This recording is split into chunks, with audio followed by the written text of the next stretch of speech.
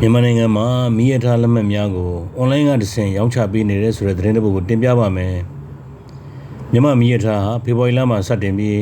ရထားလက်မှတ်များကိုအွန်လိုင်းကတစ်ဆင့် pilot project အနေဖြင့်ရောင်းချပေးနေတယ်ဆိုသိရပါတယ်။အွန်လိုင်းမှာတစ်ဆင့်ရန်ကုန်မန္တလေးရန်ကုန်နေပြည်တော်ရထားခီးစဉ်များအတွက်ဝယ်ယူနိုင်တယ်လို့လည်းသိရပါတယ်။အွန်လိုင်းမှာတစ်ဆင့်ရထားလက်မှတ်ဝယ်ယူရမှာပထမဆုံးချိန်ဖြစ်တဲ့အတွက် pilot project အဖြစ်အမှတ်7အစံနဲ့အမှတ်7အဆုံးရန်ကုန်မန္တလေးရထားခီးစဉ်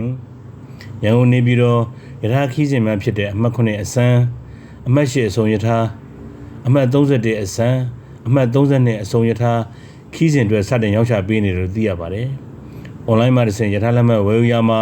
ခီးစဉ်စာဆုံးအတွက်9ရက်ကြိုတင်ဝယ်ယူရပြီးဂျားဘူတာအတွက်3ရက်ကြိုတင်ဝယ်ယူရမယ်လို့သိရပါတယ်။ အွန်လိုင်းမှာတစ်ဆင့်ဝယ်ယူထားတဲ့ရထားလက်မှတ်များ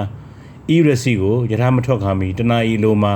ကြိုတင်ပြီးသက်ဆိုင်ရာဘူရာယုံရဲ့ကောင်တာများမှာလဲလှယ်ရမယ်လို့သတင်းထုတ်ပြန်ထားပါတယ်။ Burma Voice Media ပါ